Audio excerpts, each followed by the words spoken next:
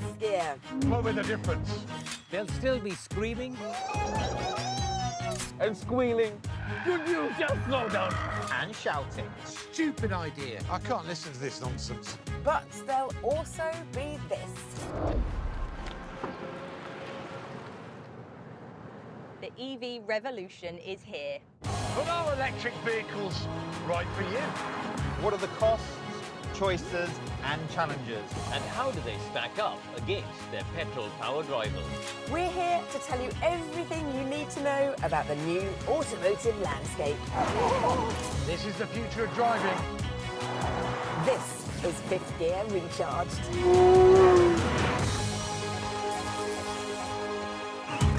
This time, we're checking out a massive 80s performance icon that Lamborghini has reimagined with hybrid power. This car gives you the same take-your-breath-away impression that the original did all those years back. We find out if BMW can deliver an EV that retains the DNA of its classic M cars. Can you tell it's half a ton heavier than the M4? It feels very stiff. In our group test, we ask, can electric power add much to a big money and full fat-sized SUV? Do you feel like you're on a driving test because I've got my clipboard out? And new boy Sid North goes driving in an English classic that isn't quite as rustic as it seems.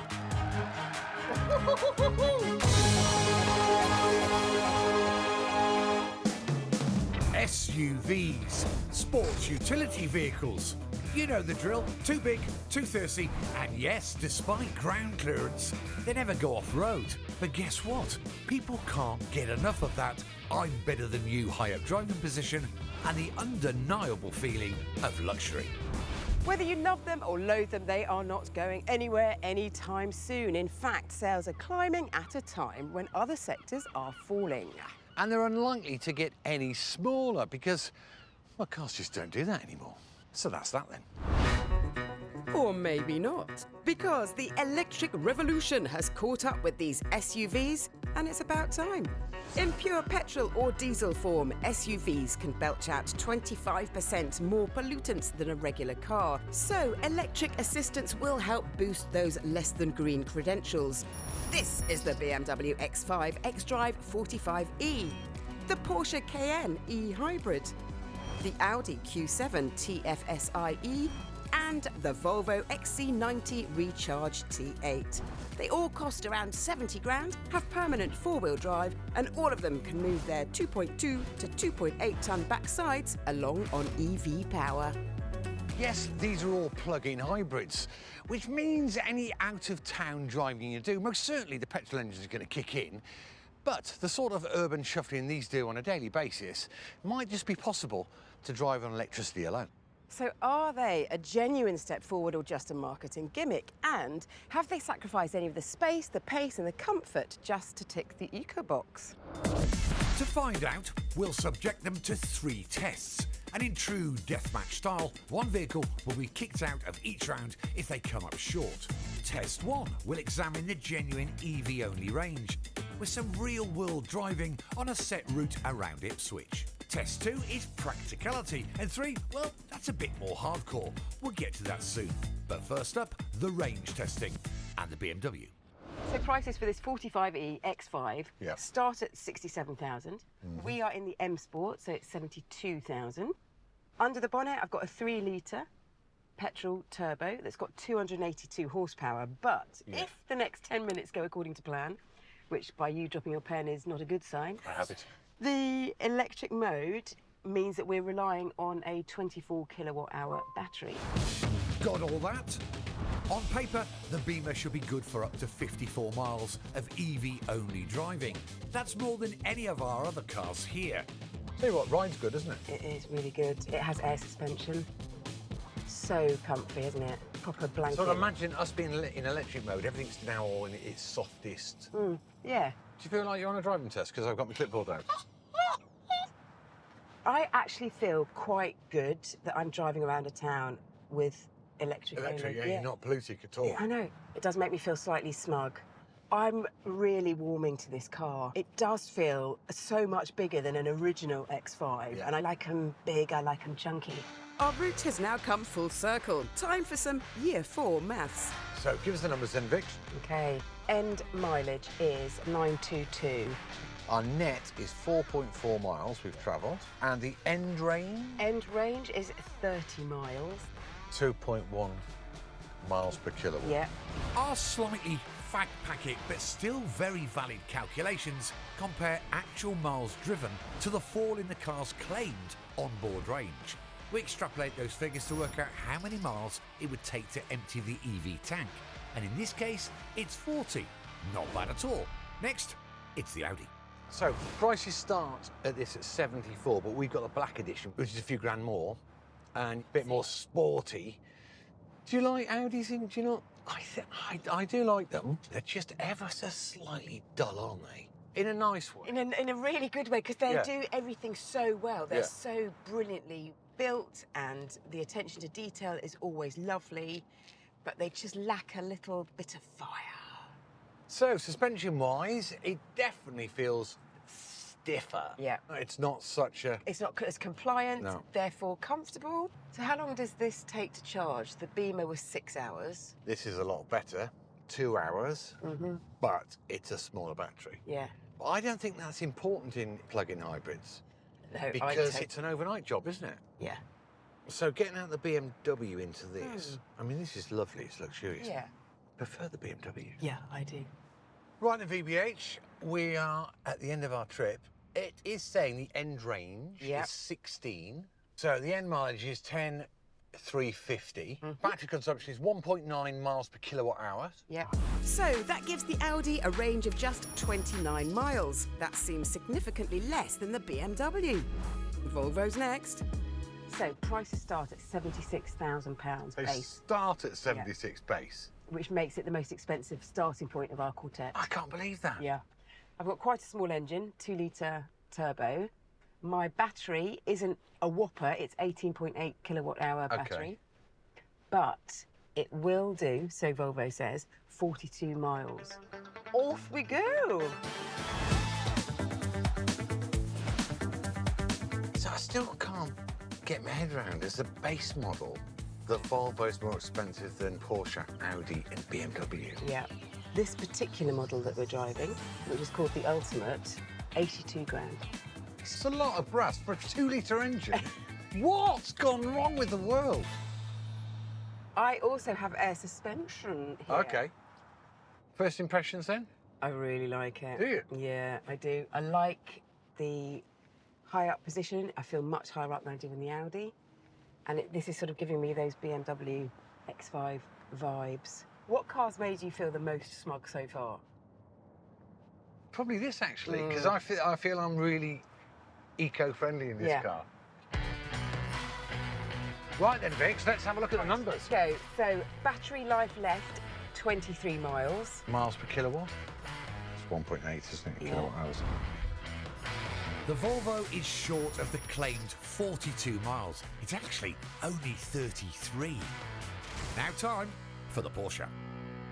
Prices start at £70,000. It's a 3-litre V6 turbo, kicks out 340 horsepower. Adding the electric motor, as with the other vehicles here, this car gets a load more power. This time up to a whopping 449 horsepower. Do you know what? Out of all the cars, this is the best one to drive by a mile. Yeah. So, does this have air suspension? The BMW had it as standard on that model. This does have it, but it's a tick. It's an option tick, 1,500 quid. I mean, there's 18 grams worth of options on it. 18 Yeah. grand, so that pushes it up to 90k? Yeah. More smug?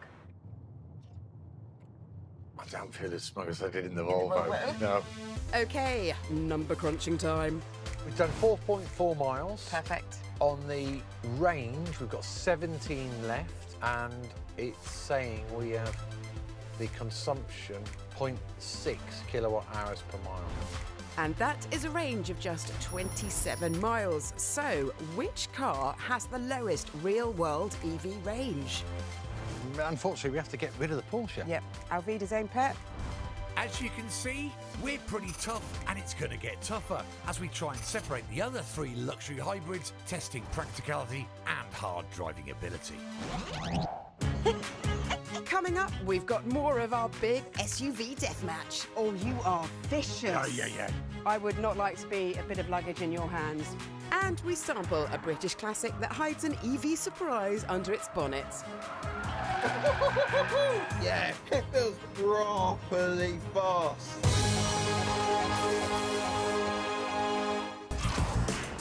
Now it's time to get a first look and first drive of a new EV. Yes, it's the 5th gear recharge team test. Today, the team tested the BMW i4 M50. The i4 is BMW's first all-electric Grand Coupe and uses the same platform as their 4 Series petrol and diesel models. We have the high-performance M50 version, which is the EV equivalent of the celebrated M4. But at £64,000, costs a few grand less. Right, gang, the i4 M50. What do you think? Why M50? Well, it's their sport version, isn't it? It's a bit like i3. Yeah, but why not just call them M4i, MI4? Like MI4? And then the 5 Series, obviously, the MI5. I'm just going to say I'm dyslexic. There's way too many letters and numbers for me on this car. Tell you what, though. It's great. And this. Matte finish. I'm a fan. I'd actually call this satin. And if you want to get official, it's actually called Frozen Portimao Blue Metallic. All of us were blown away with the finish. We really think it makes the lines stand out. However, because it's a BMW, there had to be a bit of discussion about that grille. Can I get the elephant out of the room, though? Can we just come around the front? Yeah. It's a fully electric car, so there's not an air grille.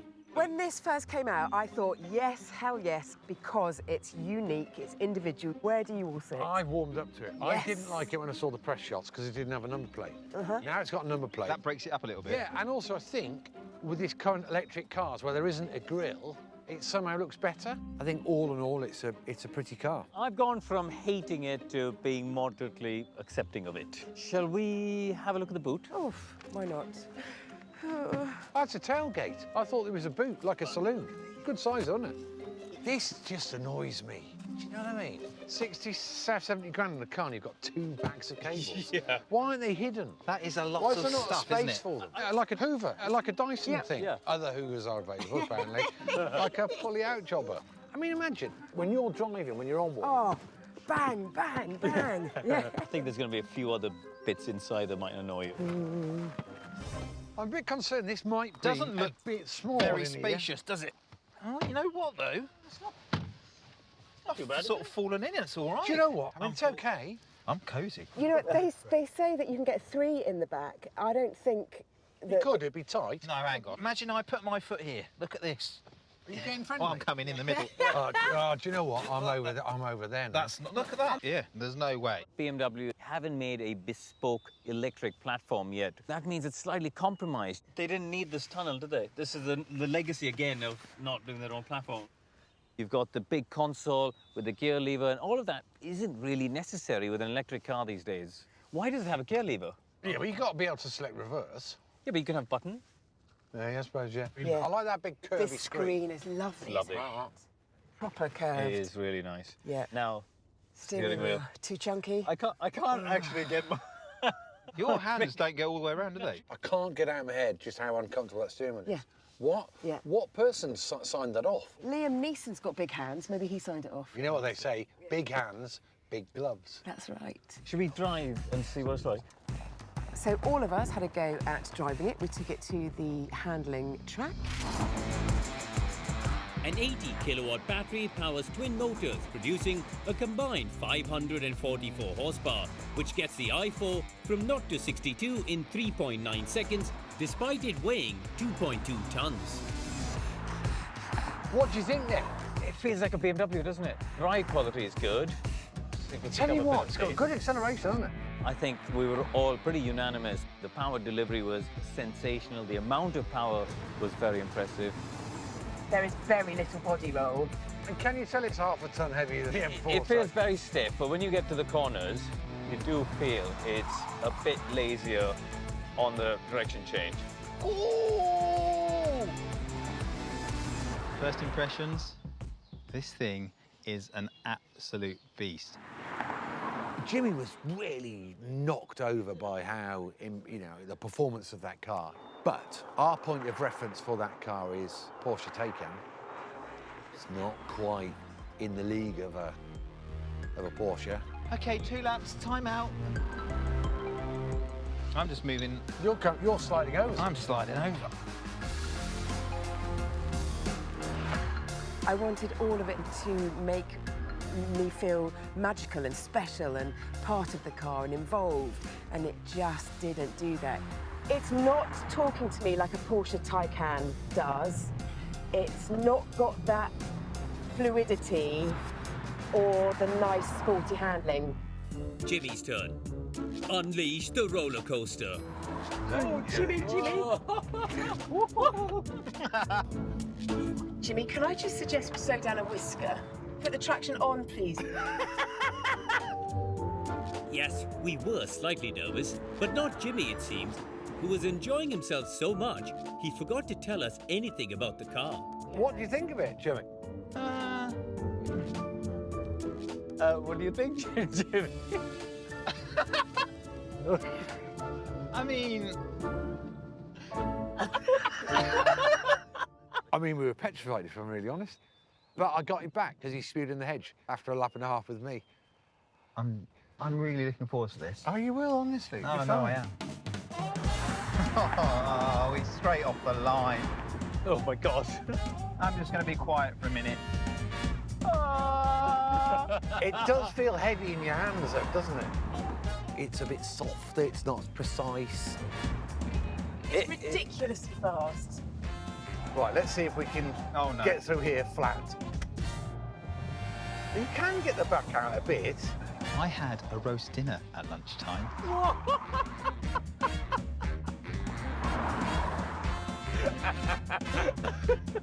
Do you know what? You can provoke it to a bit of oversteer. It's quite M4-like, isn't it? What's the matter with you? He's gone. What's happened? Roast dinner. So, based on that performance from Jimmy, I think he's quite four-wheel drive. He's actually... You're a git, JP. Back to business. What would we score the i4 M50, and have BMW made an EV machine worthy of the M badge? I think they probably have, actually. For me, it's got to be an 8.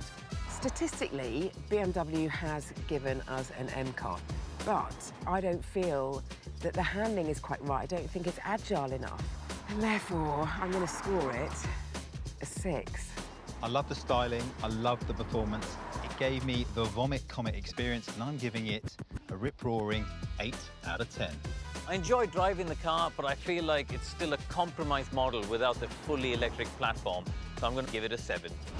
Which delivers the BMW i4 M50 a respectable team test score of 29 out of 40.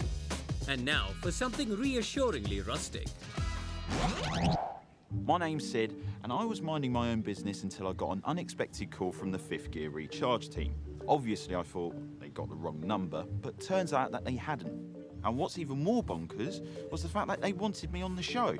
Me, Sid North, otherwise known as Sideways Sid. Seeing as my background is ragging tasty motors around on the internet, I assumed they were going to give me something really, well, raggable to drive for this show.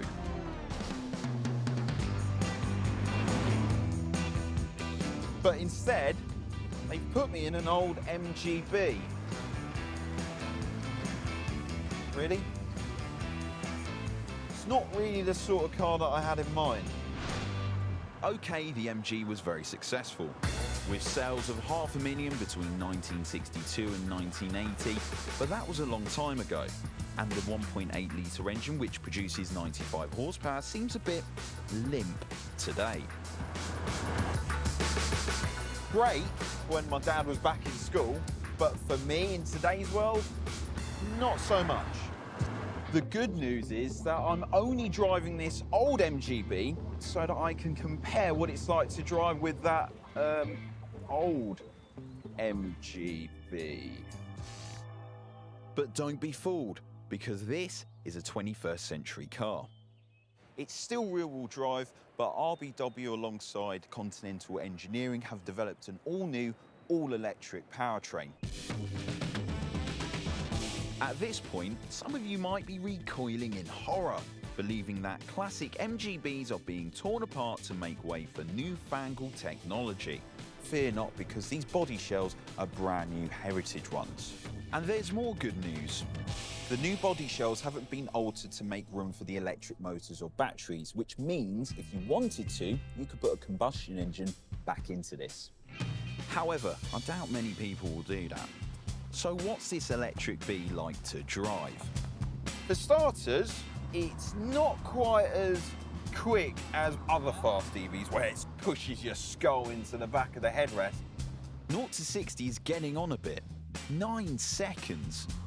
Which is, well, about the same as a Ford Fiesta or an average VW Polo. And the top speed of 85 miles an hour won't exactly blow your mind either. Which is 25 miles an hour slower than the petrol version MGB. And it's only got 5 more horsepower from the 70 kilowatt motor. But chest-thumping stats aren't what this car is about. It's the way it handles, the steering, the sheer delicacy, the fact that you can take it down a country B road and just enjoy carrying the momentum. It's got a 50-50 weight distribution, so the balance is nigh on perfect. Yeah, other cars will be faster, but the limit of grip's a lot lower. You can just feel the car moving around beneath you. And that's where the excitement comes from. And there's another side that I really like, something that the original has definitely not got. It's so usable, it's so livable. Also, this is 10 times more reliable than the original MGB, that's for sure. But RBW has kept the car sufficiently old school, so you never forget that you're still in a B. People like you in it. You jump into a Porsche and people sort of just, you know, get a little bit hateful, spiteful of you. Whereas this, it's quite cute, it's British, there's a nice vibe to it. Let's talk about range. Well, if you drive this at a steady 70 mile an hour on the motorway, you're expected to get around 140 miles out of it. You drive on some A or B roads at slower speeds, you'll be able to get 160 miles, which ain't too bad considering the batteries are quite tiny. And there's a good reason for that. This car is only 30 millimeters longer than a modern Mini, but 160 millimeters lower, and a massive 210 millimeters narrower. So the battery is small because the car is small. But on the plus side, the RBW is just 40 kilos heavier than the original version. Now, let's get on to the subject of price. Be expected to pay around about £90,000. So yeah, this is the same price as a brand new Porsche 911 Carrera, or even a Porsche Taycan. Ouch!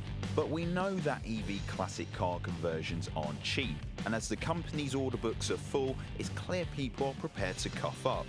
I just wish there was a slightly nippier one out there. And what do you know? There is!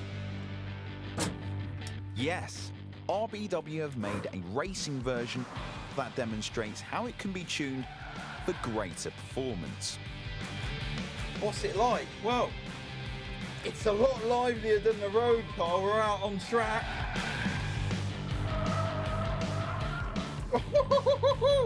In fact, with a top speed of 110 miles per hour, this car is 30 miles an hour quicker than the road-going model and 2.5 seconds faster to 60. No power-assisted steering, so it feels accurate, precise. Yeah, it feels good. It feels properly fast. And there's even more performance if you want it. The car I'm driving has 214 newton meters of torque, but this can be increased to 420. It still feels beautifully balanced. There's too much understeer, you can dial it out with a trailing throttle. You can pitch it in on the brakes and make it dance.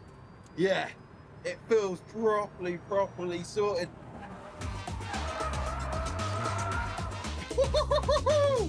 Oh, that is brilliant. I bloody love it.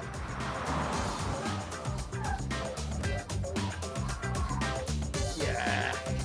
Like petrol cars, performance comes at a cost because the range is reduced to 70 miles, but that still gives me another 100 plus laps of this Kielder track. Yeah, that's what we want. That's it, but we're coming back. It's blisteringly quick. We've still got the Lamborghini supercar that looks vintage, but it's not. I don't know if you saw I was biting my lip then.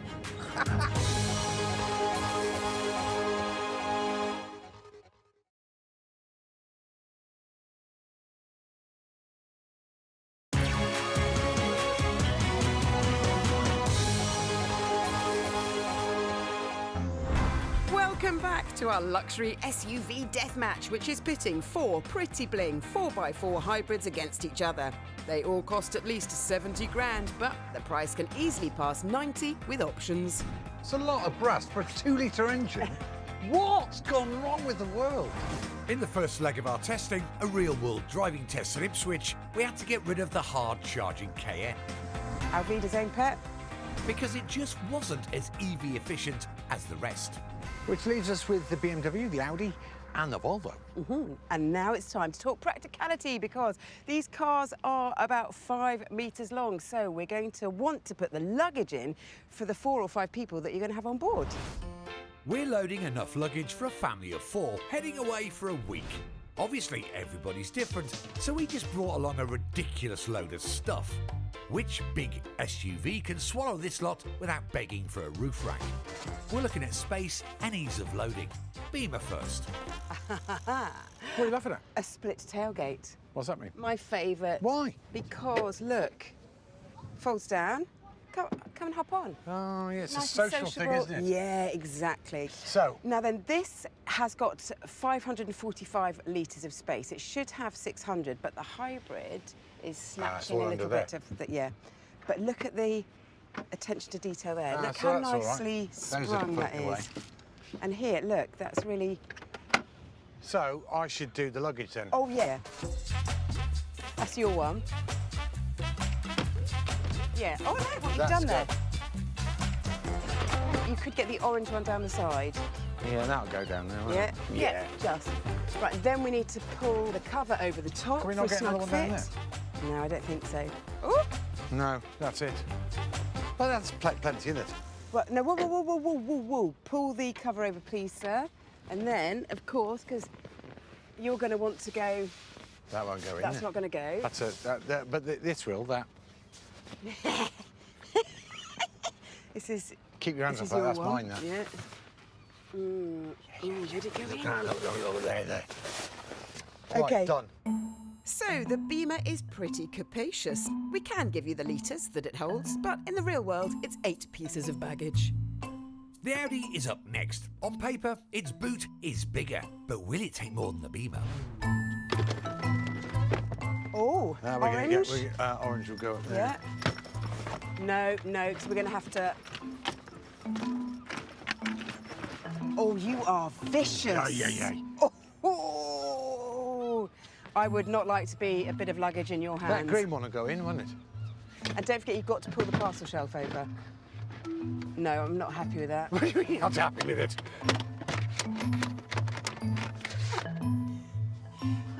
The old Plato touch there. Oh, that is a bit tricky. Oh, That's stupid, isn't it? all right. Take the green one out, and see if it'll work. Oh, come on, let's try it. No. What do you mean? Yes, come on, let's just quickly No, try it. look at this. No, Oh I think it'll be fine. God.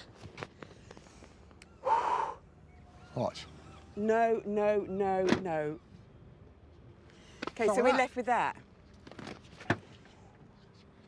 No, 'cause I don't. Yeah, that's No, perfect. you're on top of the parcel shelf. Okay. There you are. Right. And actually, yes, it's a whole suitcase bigger. And finally, the Volvo. Does it have a bigger booty?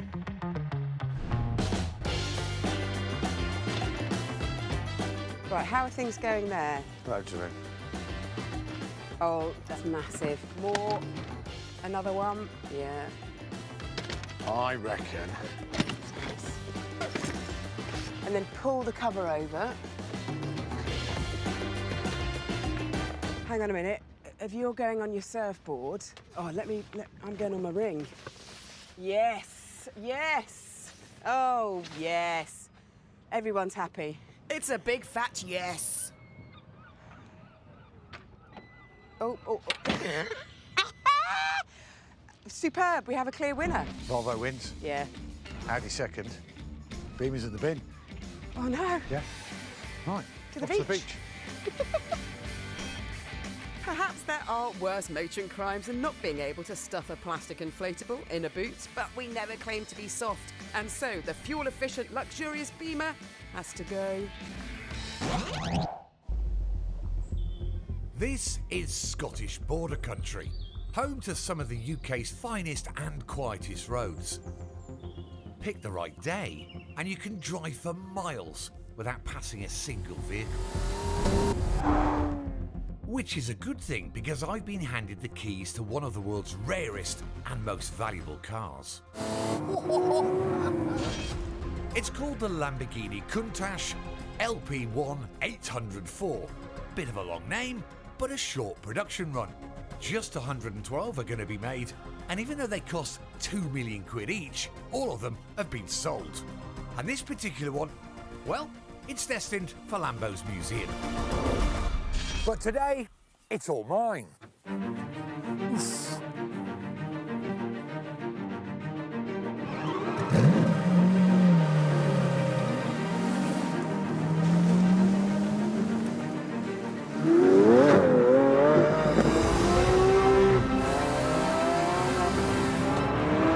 So before I talk about this car, let's rewind a few years.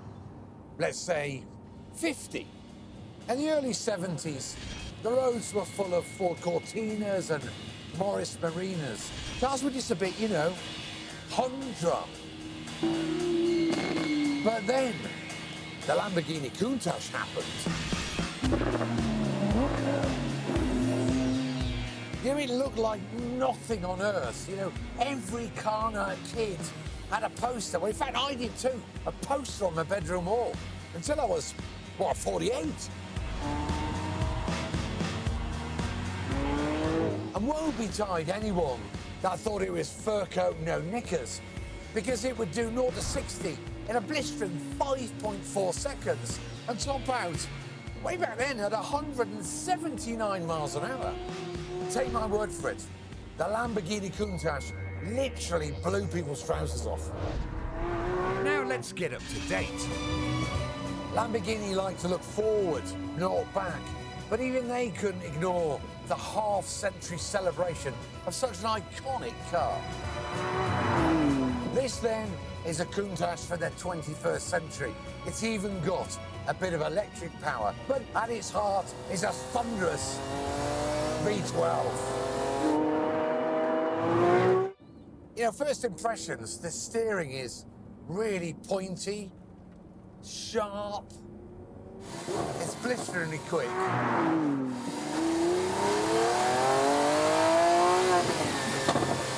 Don't know if you saw, but I was biting my lip then. It's an amazing bit of kit. The original Countach squeezed 375 horsepower from its 3.9-litre motor, which in 1971 was just ridiculous. It was top of the trumps. But things have moved on because this Countach has a 6.5-litre V12, producing 770 horsepower. And in case you need a little bit more, an electric motor supplies another 33 horsepower, which sounds a bit pathetic. However, it's actually quite useful. So when you change gear in a car, there is a very small loss in power, you know, like whap, whap. And in a car like this, that small drop really matters. But electric power plugs these gaps and keeps the power on. But what if the charge runs out? But here's the clever thing, it doesn't, because this car gets its electric power not from batteries, but supercapacitors. When you brake, the energy is stored in plates as static electricity. Providing you touch the brakes a few times, which you need to in this car, it'll recharge. 62 comes up in just 2.8 seconds, which is around half the time of the original machine. And left alone, it'll max out at 217 miles an hour. Good job it's all-wheel drive.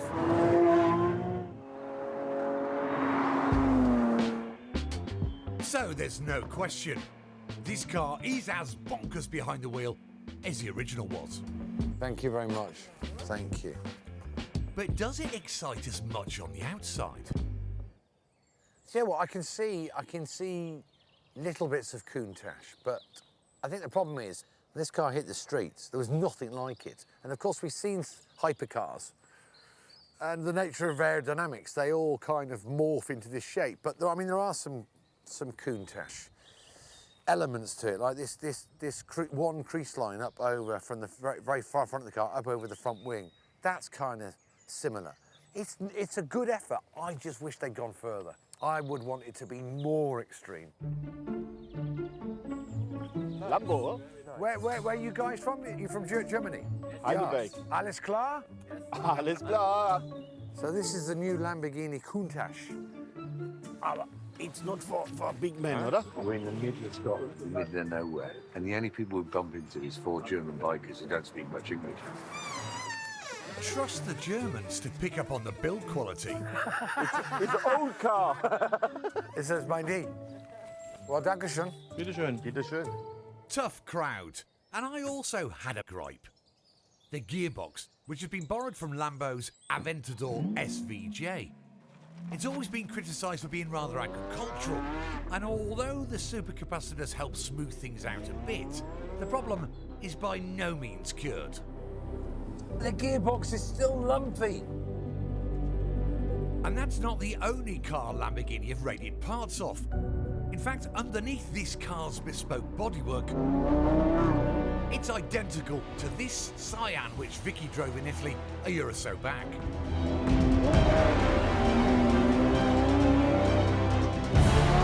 So you could argue that this car is just a cynical marketing ploy designed purely to trade off the Countach name.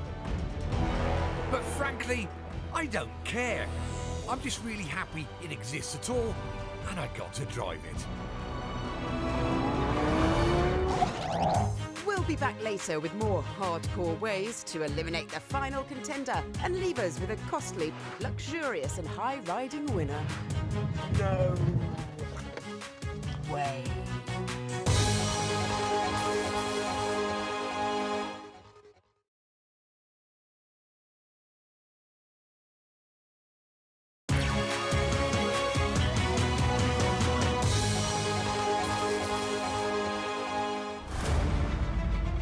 Welcome back to the finale of our luxury SUV deathmatch, featuring 4 big 4x4 dream machines that can all go some distance on EV alone and make you feel like a king or queen. It does make me feel slightly smug. Let's be honest, it's been a bit harsh so far. The chest-beating Porsche Cayenne fell at the first hurdle because its EV-only range didn't quite match up with the others. I don't feel as smug as I did in the Volvo. No. And then the refined and luxurious Beamer fell by the wayside because its boot wasn't big enough. That won't go in. That's not going to go. Wow, how tough are we? But it ain't over yet until the Plus Lady sings, which in motoring terms means one more has to go. Which leaves us with the big money Volvo and the cold and efficient Audi going head to head. Now, we know that luxury SUVs aren't really designed to pirouette around the place like a ballerina. No, that's true, but nevertheless, both these cars will get to 62 in under 6 seconds. So the manufacturers obviously believe that, you know, when you get them out of town, they can pick up their skirt and have a go. Oh, that image. Don't know if you missed that, but under 6 seconds for 0 to 60 is insanely quick for cars like these. You may not feel it being so high up, but the torque of the electric motor and the wallop of the turbo just after is an impressive blast of power. So we're going to go very fast in big, heavy cars and see if the laws of physics deliver us able or ugly results. First, though, we'll navigate this slalom course to see how well they change direction, and then it's up to 80 before hitting the brakes, simulating an emergency stop. This will really test how the cars literally handle their weight, which is no small thing when they're 2 tons plus. And the car that does that in the shortest distance wins. OMG. What car do you fancy? Well, I'm going to go for the one that will win on paper. It's lighter, it's quicker, and it's more powerful. Volvo, please. Thank you. This is the tense bit. So, bit of slalom. Yep. Then up to 80. Yep. As soon as I get to 80, I'll scream. Yep. Emergency stop. Okay. And then I'll stick a cone out where the... Yeah, and then we'll do it in the other And one. you reckon this is going to win? Yeah, I do. Do you? You ready? Are you confident? Yeah. Shall we have a bet? Yes. Pound. A pound. Pound. With such high stakes, this is now a matter of honour, not just SUV hybrid agility. Ready? 3, 2, 1.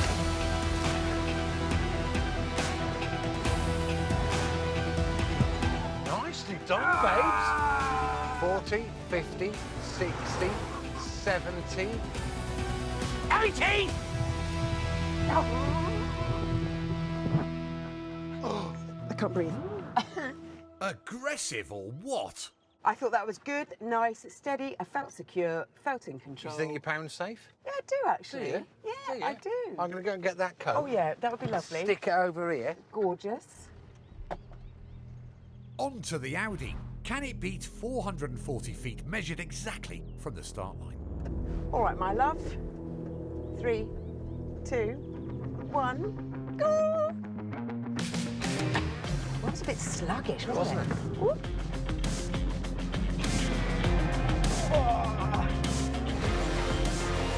Come on, you beauty! 21, 4, 7, 7, stop! No way. What do you think to that then with your big horsepowers and your big torques and your lightness? What do you think to that? I'm breathless and a I pound short. I said this was dull. It's not, is it? It's amazing. It looks like the Audi is a much sharper stopper. Do you know what? It does help having the traction control because Yeah. I could You're in give control. it the large one. Yeah. Wow, look at that. I'm going to take that as a victory, VBH. Yeah. So, by my reckoning, you owe me a pound. This is a motoring moment and an unexpected one. So the Audi is the winner by quite a margin. I'm surprised at that. Yeah, me I thought too. with the stats on that should have won. Traction control, see, couldn't turn it off. No, exactly. I'm a bit disappointed about the Porsche because I thought at the beginning of the day that this is going to do the business, but not good on efficiency. I was surprised to see the BMW go because a car of that size couldn't get all the luggage in. I think that the Volvo is a great all-rounder, but obviously been pipped here by the Audi. So do you think that these hybrid luxury SUVs are the answer? An SUV for me is about practicality. It's about driving position, being up high, lots of space, and as soon as you chuck batteries in, you lose a load of space. So I honestly believe that's the car I felt most smug driving around electric around a city, and that's the one you get the most stuff in. So that's, out of these, I think that is the best all-rounder. But obviously today, the Audi won. Definite food for thought there. We've named our favourite and found a winner.